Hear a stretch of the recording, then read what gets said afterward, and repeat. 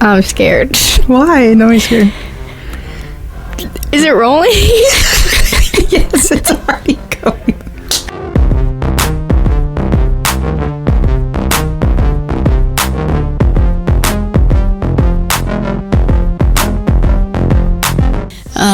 But I think ministry in some sort is how we want to start off our marriage, and just have ministry be one of the biggest parts of our life, as we go on in our marriage and to the end of our life. Yeah. But yeah.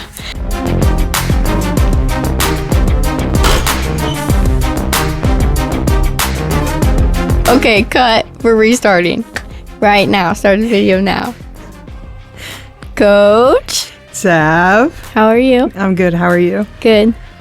This is fun to be able to do together. It is. We're already having fun. We're already laughing, and it just now started. Always. You're always laughing. Always. I will walk into practice and you're already laughing. And I always say, what's so funny? I always say, I don't know. Everything. Yeah. But yeah, tell me a little bit about why you enjoy playing basketball here and kind of what brought you to Central. I've always enjoyed playing basketball. That's all I've known, my whole life, is just traveling, playing basketball. My sister always played basketball. But whenever I was doing AAU, not the past summer, I'm literally a junior in college. My senior year, before my senior year, so my junior year summer, I was playing in Chicago, and I didn't really think anybody was watching me at all. I knew that there was a lot of college coaches there, and I played for a pretty well-known team, Phenom, so yeah. I knew that there were some coaches in the area, but I didn't think that people would come and watch me. But Coach Allen actually came to that tournament and found me, and it was a week after, I don't know exactly the time frame, but I had gotten a call from him, and I had other college offers, but just right after he got off the phone with me, I was already had a feeling this is the college that I want to go to.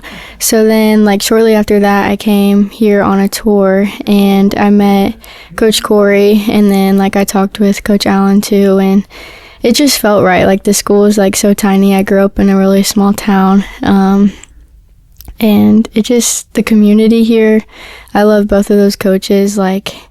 They already poured a lot into me, and I only knew them for a couple hours, and I had went through a rough year my senior year, and towards the end of my junior year with a basketball situation, and so they just poured a lot into me and just made me feel loved, and they seen me, and they valued me without even really knowing me as a person yet. So it's been so fun being here. I really enjoy. I love the community. I just love the sisterhood that we have on our team. But yeah. Yeah. What a cool story you've played AU your whole life, and it only took one moment to truly feel seen and valued.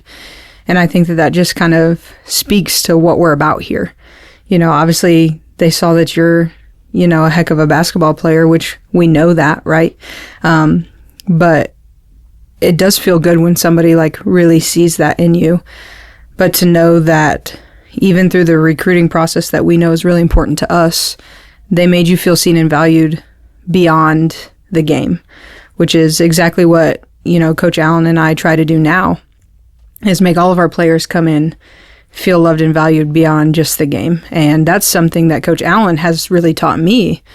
Now that I'm the head coach and I'm doing a lot of the recruiting, I've learned a lot of my recruiting from him, and how to make you guys feel seen and loved and valued, to want to continue to put the effort into the game that you're already good at, and to just look for those character pieces when we're recruiting, which is really important. And I know the way that Coach Allen recruits, that's why he talked to you, because he sees those character pieces as being really important, as do I.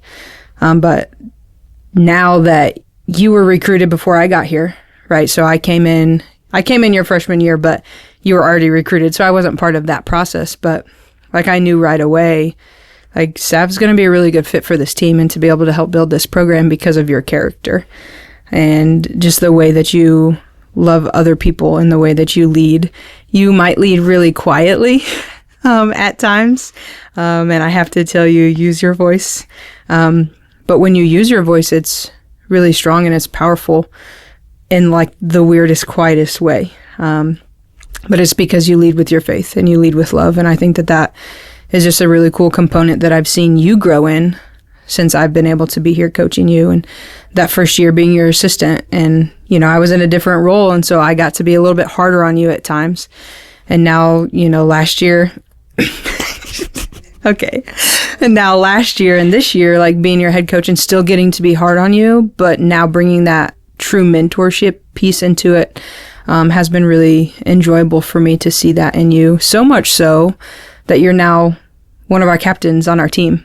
And I think that that just explains and exposes who you are as a person. You know, a lot of times a captain on a team is just someone who yells at the girls for doing the drill wrong, you know, but I think here in the way that I've formed the team, captain means a lot of different things. What do you feel like captain means to you on this team? Like, how does that role feel to you different than what it maybe has felt like other places? I would say I feel like I have more of a voice. Like, I've always known that, like, I could have a voice on the team, but, like, I've been shy, like, in the past to, like, kind of express that. But since I've been given that captain role, like, I see myself now more as a leader. But also, just the word, or just, like, the title as captain, like it's nice to have that, but also it's like I'm just like everybody else. It doesn't make me like better than anybody else on the team, but it's given me the opportunity to just be able to lead the girls, not only on the court but like outside of the court. Like, I feel like this year I've like stepped into leadership roles, like not even just like on the basketball court. Like, I'm a discipleship group leader, and I never awesome. Like thought I would be doing that. Yeah. Like, I could see myself doing it, but I've always been the person that's shy and not really like wanted to use my voice because I would be nervous. But and like a couple of those girls are on my team are actually in my discipleship group, so they can kind of see me as a leader off the court, like spiritually. And so like I kind of try to bring that on the basketball court too as well. Like, I want the girls to just know that they can come to me for like their spiritual needs. Like, absolutely. Like, I'll help them through their walk of faith, and then but also like on the basketball side as well. Like, I just want to be the captain, like, that's just there for them instead of, like you said, yelling at them or like, I don't know, does that make sense? Like dictating their every move. Like, instead of dictating what they do in practice, you're empowering them to do things in practice. Yeah. And like you and Claire's our other captain this year. Like, Coach Allen and I picked you guys for that because we knew that you cared about their faith, you know, and that you guys would lead with that. And when you lead with that, a lot of really good things happen. And then it's easier to want to play basketball and give 100% when you know that your captains on the floor actually genuinely care about you as a human being, not just about how you're going to perform, you know, on the floor. And I already see you both leading in that role. And I would say the most fun part for me as naming you captain was like your expression when I gave it to you. And then you kind of said, well, why? And then I just talked about everything you just talked about, allowing you to know that your voice means something and it holds power, not to add pressure to you, but to let you know of your value and worth and what that means to be able to give to other people. And if I can do that as a coach for my players and allow them to form into that and to know who they are because of who God says they are, and then they get to move in that, that's why I am doing what I'm doing. And I've been able to see that in you a lot the last 2 years, and I'm really excited for year 3, just to kind of see where you take yourself on the team, off the floor, in the cafeteria. Like, everywhere you go, you're going to lead with your faith in that and expose really good things in your teammates. You know, it's never nice to be exposed in our negative things, but even if that happens, I know that you'll handle it with grace, which is going to be really special to see. What is something you're looking forward to the most about basketball season this year? Road trips. Road trips? They're always so fun. I just think that it's a good time for us to bond, not being here necessarily at school, like just going away. But also home games are fun too, like just the environment and stuff. But also I think that we're going to go a long way this season because we have a dedicated, hardworking group of girls. So, Absolutely. And our energy now is going to help us for like, what is it called? When postseason. Regionals, yeah. Yeah, and road trips are going to be extra fun this year because we're going to go in one van. So all of you get Coach Allen and I both for 4 or 5 hours at a time, which those of people that don't get to experience Allen and I together as coaches, they're missing out. I think, you guys have a lot of fun and we have a lot of fun with you guys. And so to know that him and I can both be like with the team as a whole for all of our road trips for every minute of it is going to be really special this year. What road trip is generally your favorite? Because we go to a lot of different places. Yeah. I don't know. Like what gym other than ours is your favorite to play in? Not Faith. I don't like that gym. It is. My favorite, probably Calvary because of the environment. I like playing in like loud environments, and their gym is so tiny. Like there's only one row of bleachers, so everybody kind of has to like pack in there, and it's so loud. Plus, it's always a really close game, especially last year. That was a really good game. Yeah, so. It's kind of small, so it's got that old school feel to it. Yeah, when I was playing here, I would say it was like a love-hate relationship with Calvary's gym just because it was so loud. It was so hard to hear in there. But the environment is so fun. Like, it's thrilling to play in there. But probably one of my favorites to play in, believe it or not, was Barclay's gym. Yeah, Barclay. I didn't like the trip, right? It's so far out there in Haviland, Kansas. But the gym itself is such an old-school gym. 4 rows of bleachers on a side. It's got the triangled ceiling, and there was just something about going there. You get out after a long road trip, and you already have more motivation to win because I just had to drive 7.5 hours. And then you get in there, it's that old school feel. And when I was playing, I really liked that gym. Now, as a coach, going there, I was like, ugh, this is such a long trip. Now we got to play. So from a player to a coach, I don't know now as a coach if I could say which gym is my favorite to coach in as far as like our conference. Obviously, our gym is hands down my favorite to coach in just because we're home, the environment's fun. But I don't know that I have a favorite to coach in like on a road trip yet. I was going to say like travel-wise, like that was my favorite road trips. Going to Manhattan and Barclay. We would go to Barclay first, and then we'd end with Manhattan. But those trips were always so fun. But yeah, the Barclay gym, I like that gym because it's old. And a lot of people are like, this is old. Yeah. Like, they want something nice or whatever. I personally like old school floors and just like the smaller gym environment that just feels old. I don't know. I just like it. Yeah, I do too. But what are you thinking that you personally are going to be the most challenged with this year in the realm of being a student athlete here at Central? Probably, I feel like this could be for everybody, but just like the homework load with having basketball, especially when the games start. I think it might be a little bit more difficult. I'm only in 3 classes right now because I have like 2 online ones starting in October. Do you hear that? Just keep going. I have being 2 attacked from the outside. I have 2 online classes starting in October. One's oral communication, so that's like speeches and stuff. So I feel like that one might be a little bit difficult, and a science class that I'm starting to, which might be a little bit more difficult. I think that I can handle it. like I know I can handle it, but I think it might be a little bit challenging. Yeah. But I just got to work ahead.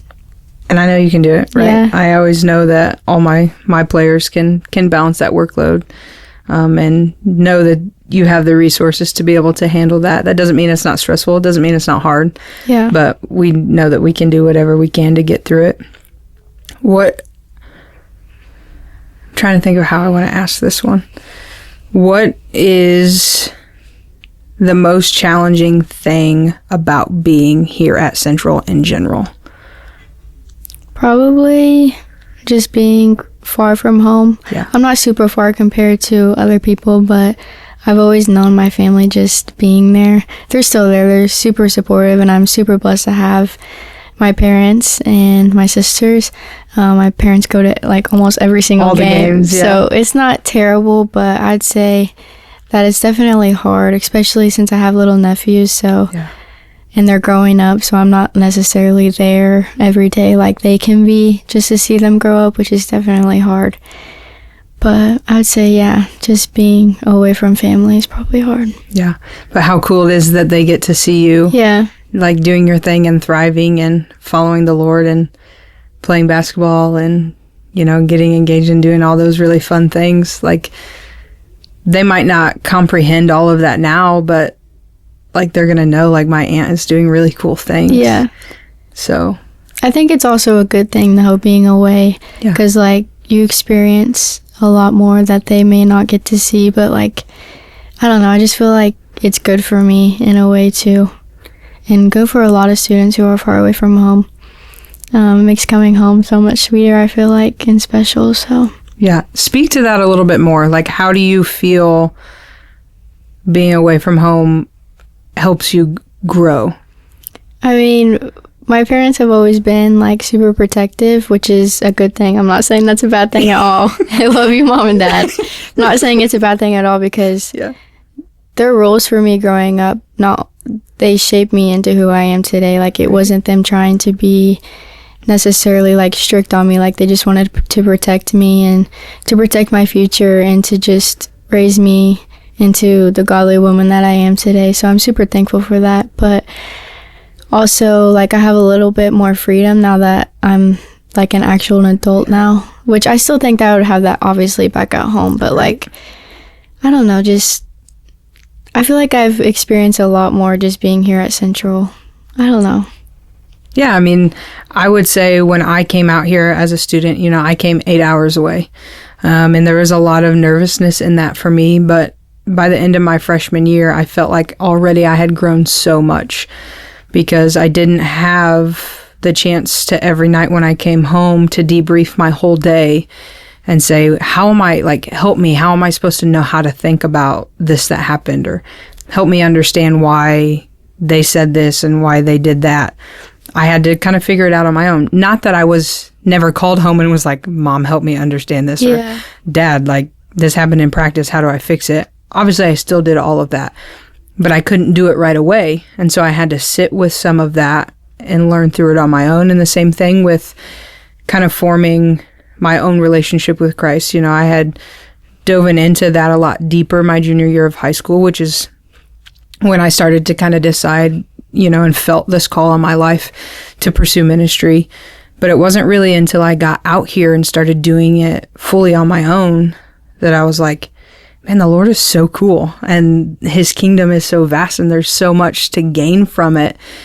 Not that I never experienced that in my home with my parents, because, you know, they were great at giving us all those experiences. But when you're removed from that, it makes you take steps in a different way to form it for yourself, and to gain different worldviews and different things like that, that still form back to the roots of where we came from. But I remember, you know, coming here my freshman year, and I got hurt my freshman year and tore my ACL. And so I had to battle that with my family being away and everything like that, and having to work through that mentally. And I can see that in you guys at times as players. You know, there's times where you're just like, oh my gosh, like, I really want my mom right now. And there's nothing wrong with that, but you can't have it in that moment. So how do you wrestle with that, and how you deal with that? You deal with that by the community that you're around. which speaks to exactly what you spoke to at the beginning. And if I had to think of one thing that is the exact same about Central from when I was here as a player to now being here as a coach, it's the community. I don't feel any less valued. If anything, I feel more valued as a daughter of the King, just for fully engulfing myself in the community that's here. And it's been really cool for me to experience that, because I was a little bit hesitant to come back in 2023 just because the Central that I knew when I was a student, I felt, well, everybody that I knew when I was there is gone. Like, none of my friends are back there except for some of the faculty members, and some of the staff is the same. But you have that little bit of a fear of like, well, I knew Central as this. And so what if I go back and it's not that? And it's been that and more since I got back. And I think that's been one of the really cool things for me as a coach, is to just be able to fully step into that and be on the other side of it now and remember what it was like to be coached in a community like this, and to help my players understand the community here is unlike anything that you're ever going to experience. And if you take what you experience here with you, you're going to help other people experience the community of the kingdom and how cool it is, like we get to do here at Central. That's one of my favorite parts about being here and coaching, and that I've learned, is that it is like it was when I was a student. And that just speaks to what Central is about, right? You know, helping people find their authentic purpose and being involved in that. That's no different than what it was when I was a student here. And so it's really fun to be on this side and to be able to coach students like you that are navigating their purpose and trying to figure out, like, who even am I? Well, you're a daughter of the King first, so let's start there. And then we can figure out what you feel he's calling you to and how to navigate all of these things. And it's just so fun to coach and to be able to help you guys navigate that. And you're one of those players for me that I've seen so much growth in from freshman year to junior. And I'm really excited to see what's going to happen over the next 2 years. Not even just basketball wise, but like you as a person, and seeing what you and Chris, you know, get to do, and to just watch you guys start to build your own life together, which we should probably talk about, right? Like, let's just talk about that. Who even is Chris? Like, tell everyone. Christopher is my fiance. Yes, look at that. Yeah.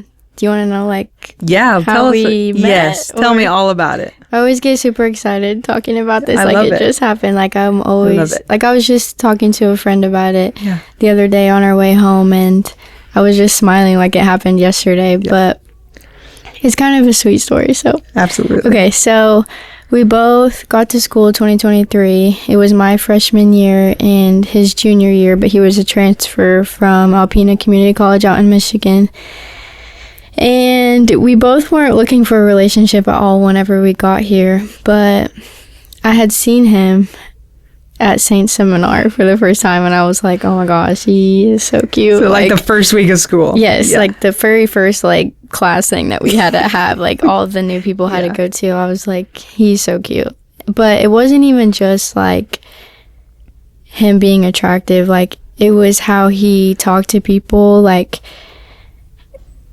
just like even the professors, like he would go and like shake their hand and like say thank you. Like eventually whenever I had classes with him, it wasn't just like the very first like seminar thing, but he would like go and shake their hand and say thank you. It was just like little things like that. Like I just seen him, like how he was so respectful, and that was like attractive to me. Like I just was like, I need somebody like that. I want somebody like that in my life.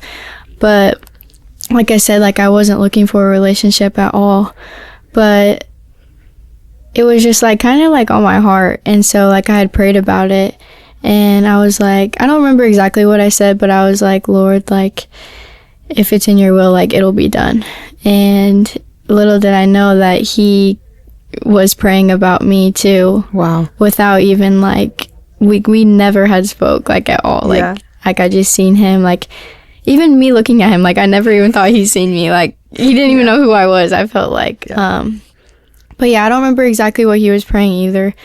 But I do know that he was like praying for confirmation, like from the Lord, that like if I was supposed to be in his life, then like he needs a sign. And actually, he was praying for a helper. Okay. So yeah, he was praying for a helper, and then he prayed for like confirmation about it. Yeah. And so a kid that used to go here that was on the basketball team my freshman year, he came in there and he was like, "You have a secret admirer."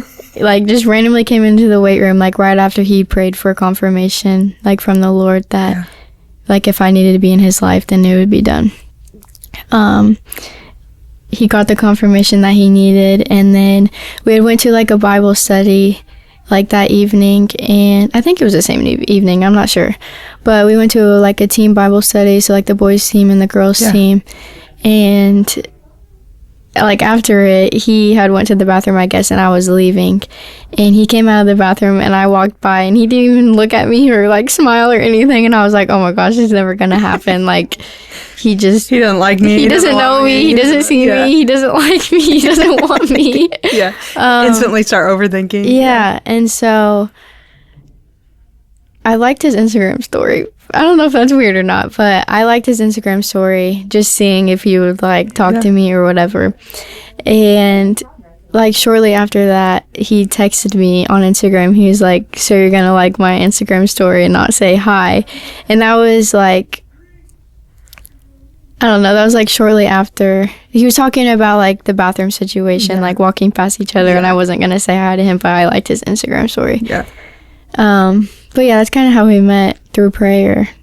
Really is like the biggest thing, and not everybody has that story, but we're so blessed to be able to say that the Lord specifically placed placed him in my life for a reason, and he placed me in his life for a reason through prayer. So yeah, that's so awesome. Yeah, I'd heard like little bits and pieces of that, but I hadn't heard it all the way back from Saint Seminar, and that's really awesome, Sav. I'm really excited that you and Chris found each other, and I can see it already. Like you guys are a power couple for ministry, but for each other. You know, you guys are both pursuing the Lord first, and then you get to have each other second. And it's just really, I can see that from the outside.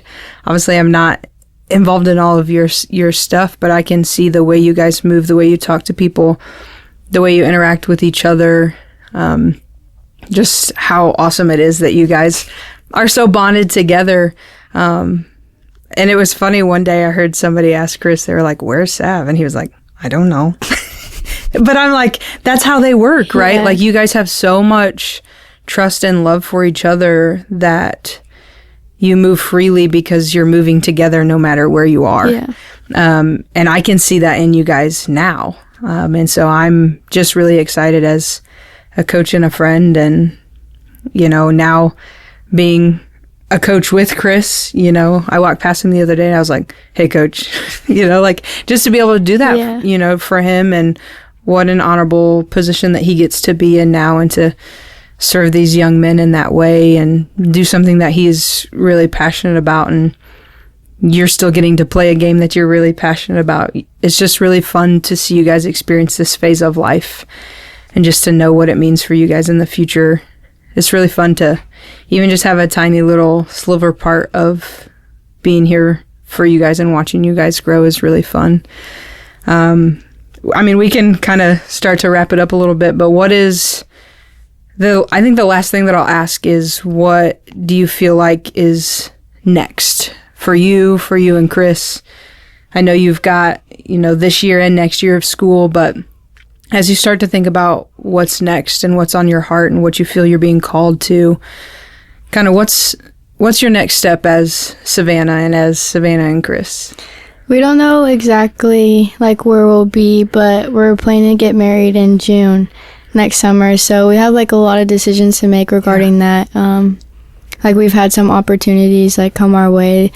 But I think ministry in some sort is how we want to start off our like marriage, and just have ministry be one of the biggest parts of our life, like as we go on in our marriage, and to the end of our life. Yeah. But yeah, I don't know exactly like what it looks like, but we're still praying about it, and Yeah, for sure. I know the Lord will take us wherever we need to be. So Yeah. And I love that when you talk about that, it just makes you smile.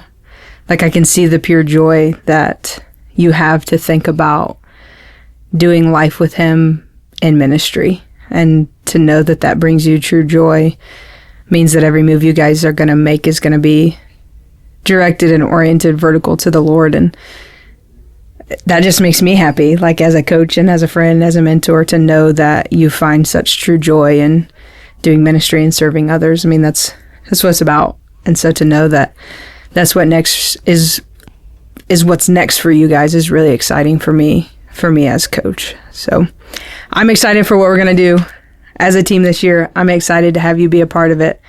Central's blessed to have you here, to have you and Chris here. And what an honor it is just to be able to coach you and have that responsibility. I don't take it lightly, but I'm so thrilled that he's placed me here and called me here to be able to coach people like you. So I'm thankful for you, Coach. I'm thankful for you too. I love you, Sav. I love you. Peace. I didn't know how to end it. That's great.